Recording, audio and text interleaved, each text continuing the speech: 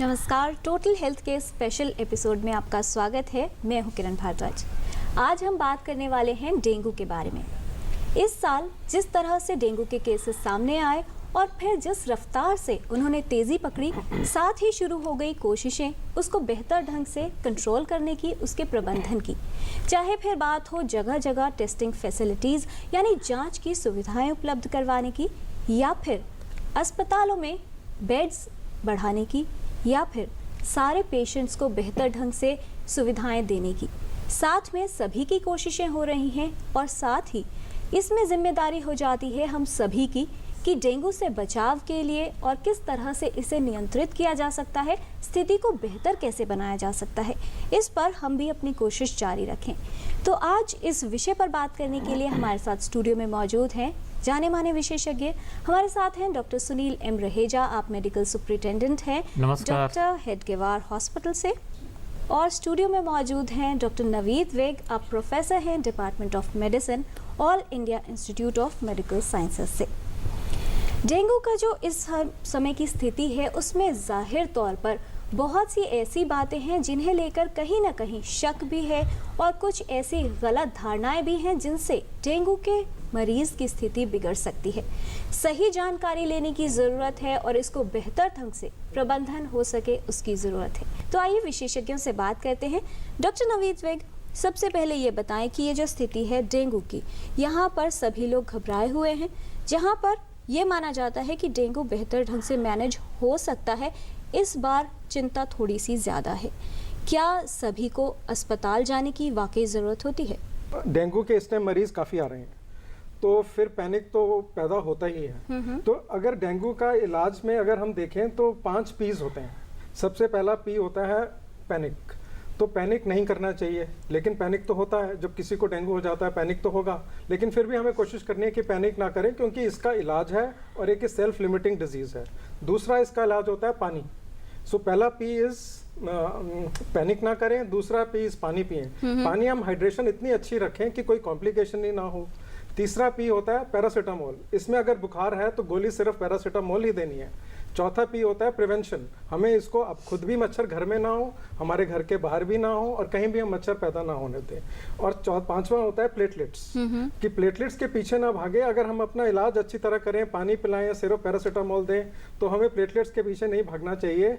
और फिर एक दो चीज़ें और जो है वो बाद में मैं बाकी पी बाद में बताऊंगा, जैसे पेशेंस है और कई चीज़ें। और सबसे इम्पोर्टेंट है कि हमें इस बीमारी में अपने आप को पेशेंट बनना चाहिए, मरीज की तरह जाके डॉक्टर से इलाज करवाएं, क्योंकि इस समय तरह तरह की बीमारियां हैं। मलेरिया भी है, डेंगू भी है, टाइफाइड भी है, हेपेटाइटिस भी है और ऊपर से वायरल इन्फेक्शन भी है। तो हमारा सबसे बड़ा एम होना चाहिए कि हम पैनिक ना करें और खुद पेशेंट बनके डॉक्टर से इलाज करके अपना खुद इलाज ना करें। जी, तो खुद डॉक्टर ना बने। आपने पहले ही सवाल में शुरुआत में ही बहुत अच्छे ढंग से पूरे कार्यक्रम का जो क्रक्स है वो बहुत ही अच्छे शब्दों में समझा दिया है। डॉक्टर रहेजा, ये बताइए कि इस बार की जो जिस गति से सारे केसेस सामने आए हैं, क्या आपको लगता है कि फिलहाल के जो ट्रेंड्स हैं आने वाले दिनों में कुछ राहत मिलेगी या कितने समय तक और सतर्कता की ज़रूरत होगी? देखिए, ये जो डेंगू है जुलाई से नवंबर तक अधिक होता है, क्योंकि इस समय नमी ज़्यादा है, बरसातें होती हैं और रुक रुक के जो बरसात होती है उसमें डेंगू के केसेस ज़्यादा होते हैं। और जो टेम्परेचर है वो भी अराउंड 25 से 35 के बीच में है, जो कि मोस्ट फ्रेंडली है जी मॉस्किटो ब्रीडिंग के लिए। हाई ह्यूमिडिटी है, वो भी मॉस्किटो फ्रेंडली है। और यदि पानी आसपास इकट्ठा है तो घर के अंदर या घर के आसपास, क्योंकि ये मच्छर ताज़े पानी में पैदा होता है, हमारे घर के अंदर ही पैदा होता है, घर के आस पड़ोस में पैदा होता है। तो हमें ये जो इस बार एक्सपेक्टेड है कि ये ऑलमोस्ट नवंबर तक रहता है डेंगू, और जो भी है एक प्लेट्यू फेस में आ गया है। लेकिन हमें सावधानी बरतें। अगर हम घर के अंदर, फ्रिज के अंदर, मनी प्लांट के अंदर, गमलों के अंदर, पॉट्स के अंदर, घर के आसपास टूटे फूटे जो कप हैं, ट्रैश है, कबाड़ है, टायर हैं, खाली बोतलें हैं, उन सब को हटाएं। ऊपर जो पानी की टैंकी है उसको अच्छे से बंद रखें जी। और कहीं भी अगर पानी इकट्ठा हो रहा है तो उसको हफ्ते में कम से कम एक बार, कहते हैं ड्राई डे, हमें मनाना है। यहाँ पे ड्राई डे का मतलब ये है कि हमें हफ्ते में एक दिन ये इंश्योर करना है कि हमारे कूलर का पानी और घर के अंदर और कहीं भी पानी अगर है उस पूरे पानी को निकाल दें, ड्राई करें और उसको अच्छे से स्क्रब करके दोबारा भरें। जैसे पक्षियों का ट्रे है जहाँ पे पक्षियों को दाना डालते हैं, जी। उस पानी को भी हफ्ते में एक बार कम से कम पूरा निकाल के सुखा के दोबारा भरें, क्योंकि अंडे से मच्छर बनने में 8 से 10 दिन लगते हैं। तो हम अगर ये साइकिल ब्रेक कर देते हैं तो हम मस्कीटो ब्रीडिंग को रोक सकते हैं, और वही इसका सबसे अच्छा उपाय है। जी, ये तो उपाय की बात हुई, और आप ये कह रहे हैं कि तकरीबन 1.5 से 2 महीने तक ये सतर्कता रखनी होगी, क्योंकि केसेस इतने भी रह सकते हैं और थोड़ी सी वृद्धि भी हो सकती है। डॉक्टर रहेजा, किस तरह से ट्रांसमिशन इसका फैलता है, थोड़ा सा ये जानकारी दे दीजिए, क्योंकि सभी लोगों को लगता है पानी भी साफ है तो बहुत ज़्यादा सफाई तो होती ही है, तो इतना डर की ज़रूरत क्या है? सबसे ज़रूरी बात है कि मैं कहूँगा ये मैन मेड ही बीमारी है। आज से 5 दशक पहले और आज 30 गुना बढ़ गया ये। मतलब वो इसी वजह से बढ़ा है क्योंकि हम लोग मच्छर पैदा होने दे रहे हैं। मच्छर जब किसी व्यक्ति को काटता है जिसके अंदर वायरस है, जिसको डेंगू है, डेन 1, डेन 2, डेन 3 जो भी वायरस है जी। वो मच्छर के अंदर चला जाता है वायरस। ओके। और ये जो होता है, जिस व्यक्ति को डेंगू है उसमें पहले 5 दिन में, जब उसको तेज़ बुखार है, बुखार शुरू होने के 12 घंटे पहले और उसके 5 दिन तक उसके ब्लड के अंदर ये वायरस रहते हैं। अगर इस दौरान एडिस एजिप्टाई, जिसको हम टाइगर मॉस्किटो भी कहते हैं, जो कि बैंडिड है और बार बार काटता है, डेरिंग मॉस्किटो है, दिन के समय अधिक काटता है, सुबह शाम अधिक काटता है, तो ये वायरस मच्छर के अंदर चला जाता है। उसके बाद ये मच्छर के अंदर 5 से 7 दिन पनपने के बाद दोबारा अगर वो मच्छर किसी व्यक्ति को काटेगा तो उससे 3 से 10 दिन में, एवरेज 5 से 6 दिन में उस व्यक्ति को डेंगू होता है। जी। तो हमें बेसिकली इसी बात का ध्यान रखना है कि कहीं मच्छर पैदा ना होने दें, ये वाले एडिस के, मच्छर के काटने से बचें। ये दोनों प्रिकॉशन बहुत ज़रूरी हैं क्योंकि इसके लिए कोई वैक्सीन नहीं है। जी, अब इस बात पर आ जाएं डॉक्टर विक, जैसा आप कह रहे थे कि इस मौसम में फ़िलहाल काफ़ी सारी बीमारियां चल रही हैं, जिसमें वायरल इलनेस की बात करें, मलेरिया की बात करें। अगर किसी व्यक्ति को बुखार होता है, कब ये सस्पेक्ट करें कि ये बुखार डेंगू हो सकता है? अब देखिए, इस इलनेस के टाइम जो भी बुखार होगा हमें उसको पहले डेंगू तो सस्पेक्ट करना ही पड़ेगा, बिकॉज डेंगू का बड़ा क्लासिकल बुखार होता है। एकदम हाई ग्रेड फीवर होगा, आपका बुखार एकदम तेज चढ़ेगा, बुखार के साथ आपके आंखों के पीछे दर्द, ब्रेक बोन फीवर, बोन्स में दर्द होगा, पीठ में दर्द होगा, थोड़ा नोजिया, थोड़ा वॉमिटिंग। तो हमें ये देखना है कि बुखार होगा, बहुत तेज बुखार होगा, साथ में सर में दर्द होगा, आंखों के पीछे दर्द होगा। ये बुखार आपका 3 से 5 दिन रहेगा, फिर बुखार ठीक हो जाएगा। तो हम उसको पहले कहते हैं फेब्राइल स्टेट, उसके बाद बोलते हैं क्रिटिकल स्टेज। फेब्राइल स्टेज के बाद एक क्रिटिकल स्टेज आती है जो 3 से 9 दिन तक रहती है। उसमें आपका बुखार ठीक हो जाता है, मरीज को लगता है मैं ठीक हो गया, लेकिन उस टाइम उसकी भूख कम होती है और प्लेटलेट्स कम होने शुरू हो जाते हैं। उसके बाद आपका 6ठे दिन 7वें दिन से लेकर 10वें दिन तक रिकवरी फेज होता है, जिसमें प्लेटलेट्स आपके ऊपर आने शुरू हो जाते हैं। तो आपको बेसिकली डिफ्रेंशिएट यही करना है कि मुझे बुखार हुआ और बुखार के साथ कोई वार्निंग साइंस तो नहीं है। अब वार्निंग साइंस क्या होते हैं? वार्निंग साइंस होते हैं जैसे उल्टी आना, नोजिया होना, भूख बिल्कुल ना लगना, रेस्टलेस हो जाता है मरीज, थोड़ा बेहोश होना, सांस तेज चलना शुरू होना, ब्लड प्रेशर कम हो जाना, कमजोरी हो जाना। तो एक डेंगू फीवर होता है विदाउट वार्निंग साइंस, एक डेंगू फीवर होता है विद वार्निंग साइंस। जो वार्निंग साइंस है उस टाइम आपको आपके हाथ को हॉस्पिटल में जाना है, डॉक्टर को दिखाना है, टेस्ट कराना है और डिसाइड करना है कि क्या करना है जी। लेकिन जब सीवियर फॉर्म ऑफ डेंगू भी होती है, जिसमें ब्लीडिंग हो गई, कभी भी कोई शॉक में चला गया, उसमें तो भर्ती करना है और इलाज करना ही करना है। लेकिन इन सब का इलाज यही है कि आपको पहले दिन से ही पानी पूरा पिलाना है, बुखार को क्रोसिन से कम करना है और खाने में बिल्कुल हल्का जो खाना पच जाए जी। जैसे सिर्फ खिचड़ी, सिर्फ दही, थोड़ा सा केला और पानी की मात्रा में इलेक्ट्रॉल और नारियल पानी।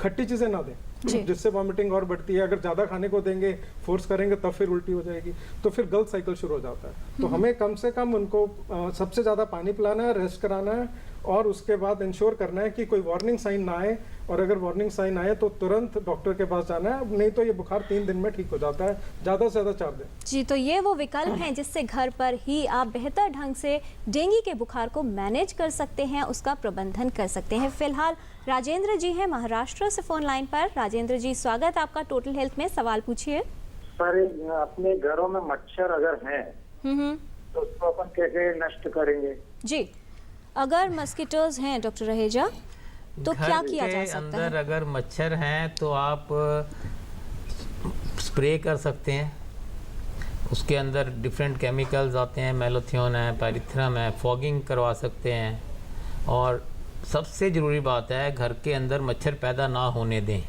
क्योंकि ये जो मच्छर है हमारे घर के अंदर सोफे के नीचे दिन के टाइम आराम करता है, पर्दों के पीछे, टेबल के नीचे कॉर्नर्स में, फोटो फ्रेम्स के पीछे, और सुबह शाम ये मच्छर ज़्यादा एक्टिव होते हैं। मतलब कहते हैं सूरज उगने के 2 घंटे बाद और सूरज डूबने से 2 घंटे पहले ये मच्छर अधिक काटते हैं जी। तो हमें इस बात का ध्यान रखना है। अगर हमारे घर के आसपास भी मच्छर हैं तो इस बात का ध्यान रखना है कि हम घर में अगर जाली वाले दरवाजे खिड़कियां लगाएंगे तो सुबह शाम उसको कम से कम ज़रूर बंद रखें जी। क्योंकि उस समय ये जो मच्छर का है एक्टिव होता है तो अंदर आने का ज़्यादा है। तीसरा है मच्छरदानी का इस्तेमाल करें।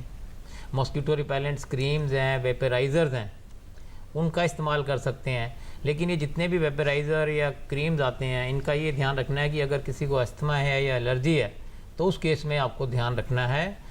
और पर्टिकुलरली मैं बताऊंगा कि जो हाई रिस्क ग्रुप है जिसमें कि छोटे बच्चे हैं जी। जिसमें डॉक्टर विग ने बताया कि अगर छोटे बच्चे हैं तो वो हाई रिस्क ग्रुप में आते हैं। और छोटे बच्चों में इस बात का ध्यान रखना है कि अगर बच्चा एक तो बताता नहीं है कि उसको एग्जैक्ट क्या प्रॉब्लम हो रही है, नंबर 2 अगर बच्चा गफलत में जा रहा है, सुस्त हो गया है, ज़्यादा रो रहा है जी। या उसने खाना पीना बंद कर दिया है, उल्टी अधिक कर रहा है, तो उस केस में ध्यान रखना है। प्रेग्नेंट वुमेन, बूढ़े व्यक्ति, जो डायबिटिक्स हैं, जो कार्डियक पेशेंट हैं, या जो स्टेरॉइड्स या इम्यूनोसप्रेसेंट की दवाई ले रहे हैं, उनका ज़्यादा ध्यान रखना है। तो कुल मिला के हमें चाहिए कि मच्छर पैदा ना होने दें। और मच्छरों से काटने का दूसरा, अगर सुबह शाम जैसे मैंने बताया अधिक काटता है। यदि आप पार्क में बच्चे खेलने जाते हैं तो हमें इस बात का ध्यान रखना है कि उनको पूरी बाजू के कपड़े डालें जी, पैंट्स डालें, मोटे मोजे डालें और मॉस्किटो रिपेलेंट्स क्रीम लगा के भेजें। राइट। अब ये जो बात की डॉक्टर रहेजा ने, डॉक्टर विग, कि कुछ एक ऐसा ग्रुप है जिसमें बच्चे आते हैं, बुजुर्ग आते हैं, या फिर वो जिनको कोई और मेडिकल कंडीशन है, मान लीजिए प्रेगनेंसी की बात की जाए, तो किस दौर में क्या वहाँ पर जो बेसिक मैनेजमेंट है वो तो सिमिलर रहेगा, लेकिन क्या क्या वार्निंग साइंस वहाँ पर हो सकते हैं या क्या ख़ास तौर पर सतर्कता बरतने की ज़रूरत होगी? क्योंकि प्रेगनेंसी में न सिर्फ माँ का बल्कि जो फीटस है, गर्भस्थ शिशु है, उस पर भी खतरा बना रहता है। देखिए, अब आपने बात की बच्चों की, छोटे बच्चे हो गए, थोड़े बड़े बच्चे हो गए, उसके बाद प्रेग्नेंट वुमेन हो गई, उसके बाद एल्डरली हो गए जो थोड़े बुजुर्ग हैं, और उसके बाद जैसे डॉक्टर हेजा ने बोला जिन पेशेंट्स को पहले कोई बीमारी है, डायबिटीज़ है, किडनी फेलियर है, तो इन लोगों का अगर हम इम्यून सिस्टम देखें तो इम्यून सिस्टम इतना स्ट्रांग नहीं होता है जी। लेकिन जो यंग लोग हैं, मतलब जैसे 15 से 25 साल के या 10 से 25 साल, उनका इम्यून सिस्टम स्ट्रांग होता है। तो उस टाइम मुझे लगता है कि वायरस उस टाइम ज़्यादा तेज़ अटैक करता है। उस टाइम साइटोकाइन स्टॉर्म, जो वायरस के बाद जो बॉडी का इम्यून सिस्टम जो उससे रिएक्ट करता है, और स्पेशली अगर पहले डेंगू का वायरस 4 टाइप का होता है, 1, 2, 3, 4। अगर सपोज मुझे डेंगू का 2 का अटैक हुआ है पहले और अब मुझे 4 से अटैक हो गया, तो मेरा बॉडी बहुत जोर से रिएक्ट करता है और उस टाइम वो सिचुएशन बहुत डेंजरस हो जाती है। तो ऐसे मरीज जिनको पहले हुआ हो और दोबारा अटैक हो, तो वो सिचुएशन साइटोकाइन स्टॉर्म से फिर उस टाइम उनको संभालना बड़ा मुश्किल हो जाता है जी। तो बेसिकली क्या क्वेश्चन, प्रेग्नेंट फीमेल्स का स्पेसिफिकली यंग पेशेंट्स जिनका इम्यून सिस्टम बहुत स्ट्रांग है और अगर उनमें अटैक दोबारा से हो गया तो वो पेशेंट सबसे ज़्यादा डेंजरस है। और जो पेशेंट यंग बच्चे हैं, सपोज बहुत यंग बच्चे हैं या बहुत एल्डरली हैं, उनमें तो फीवर ज़्यादा आएगा ही नहीं, तो उसमें तो हमें सस्पेक्ट करना पड़ेगा। वॉमिटिंग, उसमें सपोज सिर्फ नोजिया वॉमिटिंग ही होगा, वॉमिटिंग ज़्यादा आ जाएगी, तो हमें बिकॉज इस दौरान जो भी बुखार होगा आपको डेंगू को सस्पेक्ट करना पड़ेगा। और उसी के हिसाब से सभी प्रिकॉशन, जिसमें पानी की मात्रा पूरी हो और हेमाटोक्रिट, हमें 3 चीज़ों को मॉनिटर करना होता है, एक हीमोग्लोबिन, एक हेमाटोक्रिट और एक प्लेटलेट्स। अब इसमें सबसे ज़रूरी है प्लेटलेट, सबसे ज़रूरी है हेमाटोक्रिट कि बॉडी में पानी की मात्रा हम हेमाटोक्रिट से पूरी रख पा रहे हैं कि नहीं रख पा रहे।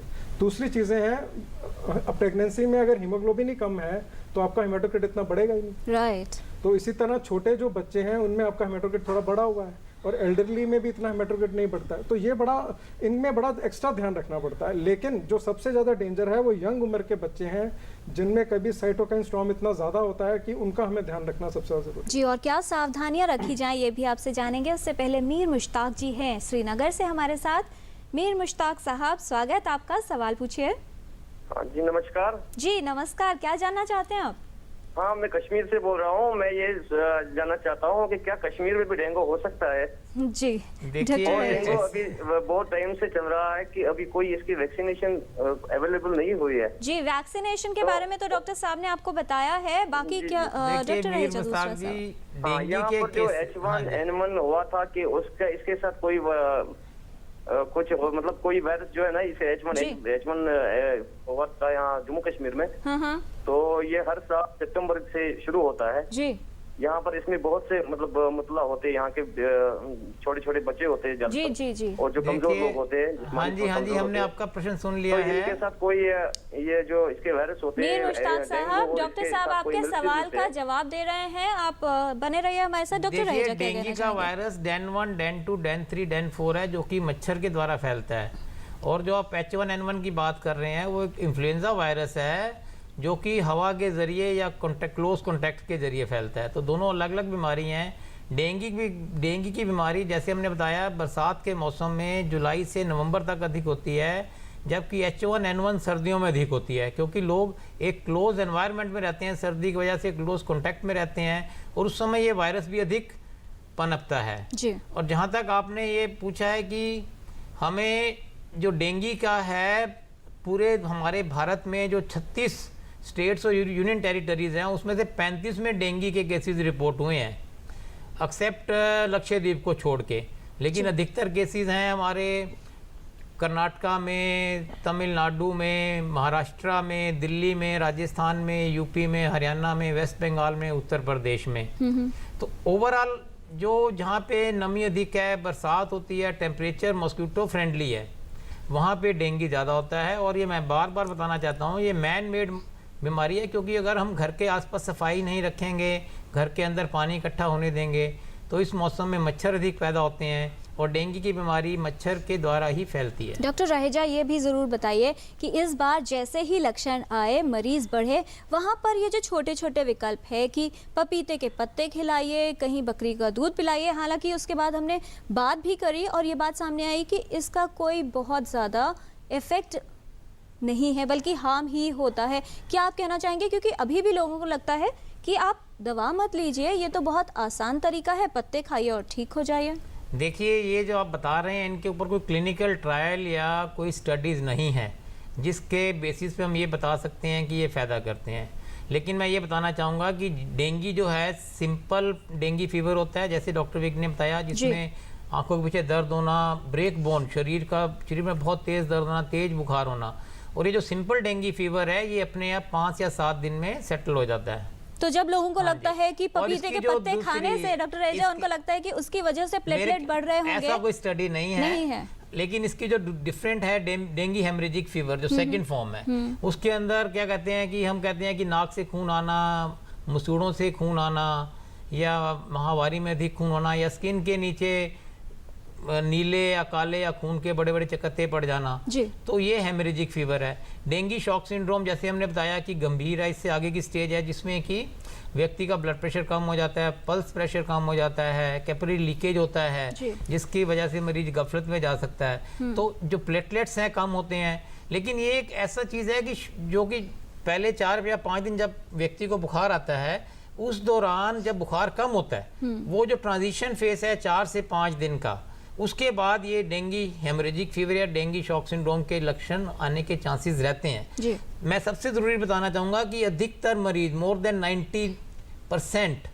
मरीज घर पे डॉक्टर की सलाह के द्वारा इलाज करने से ठीक हो सकते हैं। इसीलिए पैनिक बिल्कुल क्रिएट ना करें, और 99% से अधिक मरीज डॉक्टर की सलाह के द्वारा ठीक हो जाते हैं। जी, और फिलहाल दिल्ली से हमारे साथ एक कॉलर जुड़ गए हैं, शिवम जी हैं फोन लाइन पर। शिवम जी, सवाल पूछिए। हेलो सर जी, क्या जानना चाहते हैं? अंदर जी लोग देते हैं पपीते की खाना या बकरी से दूध पीना, तो वो कारगर साबित है? जी, इसका जवाब डॉक्टर साहब पहले ही दे चुके हैं। कुछ और जानना चाहते हैं आप? हाँ, और जो कॉइल लगाने से या फिर कॉइल लगाने से या फिर क्रीम लगाने से जो करता है, उससे पेशेंट को कोई खतरा तो नहीं? जी, डॉक्टर विग, इन्होंने कहा कि क्या कॉइल का अगर इस्तेमाल किया जाता है, क्या उससे कुछ खतरा हो सकता है? नहीं, अब पहली पपीतों की बात, पपीता हो गया या बकरी का दूध हो गया, अल्टीमेटली अब इनका कोई साइंटिफिक प्रूफ नहीं है। जो मेन चीज इसमें ये है कि मेरे को पेशेंट को उल्टी नहीं करने देना। अब पपीते का खा के उल्टी आ गई तो क्या कौन संभालेगा? जी। उसके बाद फिर डिहाइड्रेशन हो गई, फिर वो गलत साइकिल शुरू हो जाता है। और बकरी का दूध, अगर वो दूध तो आप वैसे ही लेते हैं, लेकिन हम तो कह रहे हैं आप छाछ दें उनको नारियल पानी दें, उनको हल्की चीज दें, ताकि ये सेल्फ लिमिटिंग डिजीज है, ये बीमारी ठीक हो जानी है अगर आप इसमें कोई वार्निंग साइंस डेवलप ही नहीं होने देंगे।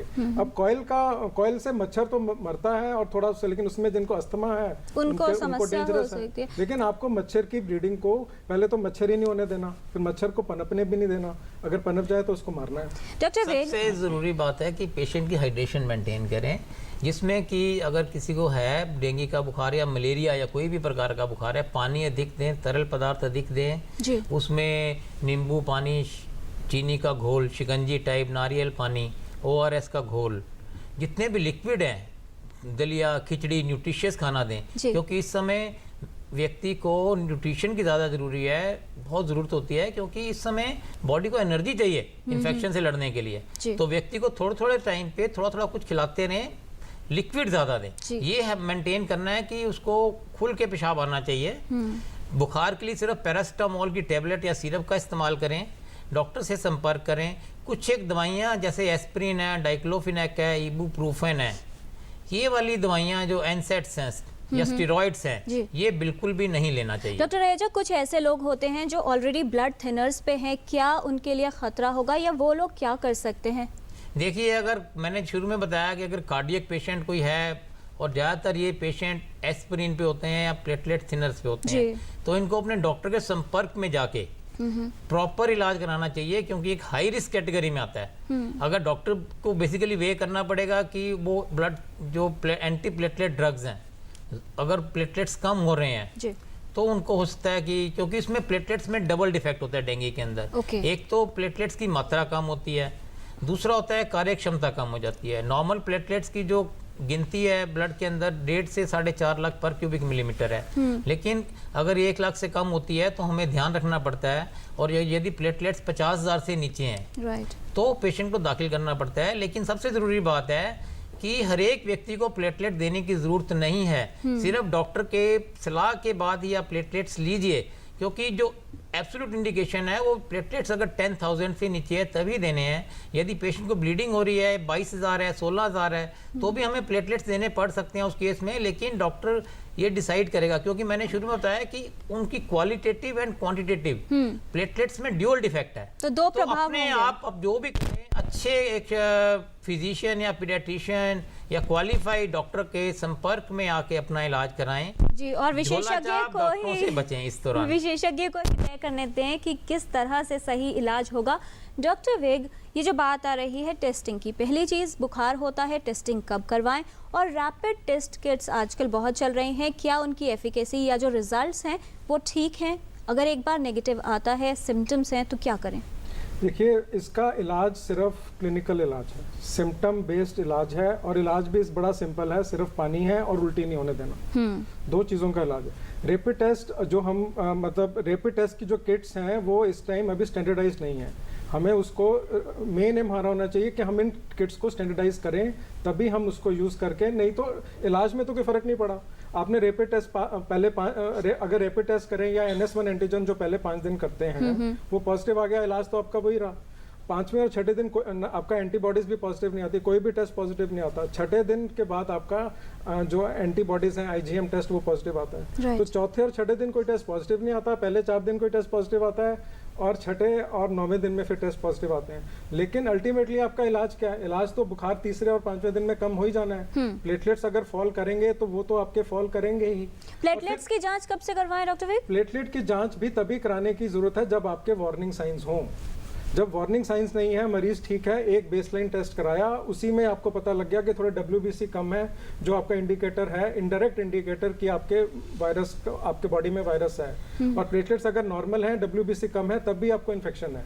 तो it is not the platelets. Platelets की अगर आपके पास वार्निंग साइंस हैं तब आपको प्लेटलेट्स की फ्रीक्वेंट मॉनिटरिंग की जरूरत है। लेकिन प्लेटलेट्स से इंपॉर्टेंट क्या चीज़ है? हेमाटोक्रिट, कि आपकी बॉडी में पानी की मात्रा कितनी है। हेमाटोक्रिट हमें ये बताता है कि बॉडी में पानी की, अगर ये 40 और 45, अगर ये 40 के आसपास है, 30 और 40, अगर 40 है तब तो आपके में बॉडी में मात्रा ठीक है, अगर 30 है तो इसका मतलब आपको कहीं आपकी ब्लीडिंग हो रही है, और अगर 50 है तो इसका मतलब आपको पानी बहुत ज़्यादा देने की जरूरत है। Maybe IV fluids have to be given. जी डॉक्टर रहेजा, एक लाइन में अगर मैसेज जानना चाहें आपसे, क्या कहना चाहेंगे? आपने तमाम जानकारी दी है प्रिवेंशन के बारे में, सभी के बारे में। रिकमेंडेड है वो फर्स्ट, पहले मैं उसकी जो आपने टेस्टिंग की बात करी है, एक NS1 antigen ELISA first 5 days में रिकमेंडेड है गवर्नमेंट की तरफ से, जी। That is more accurate.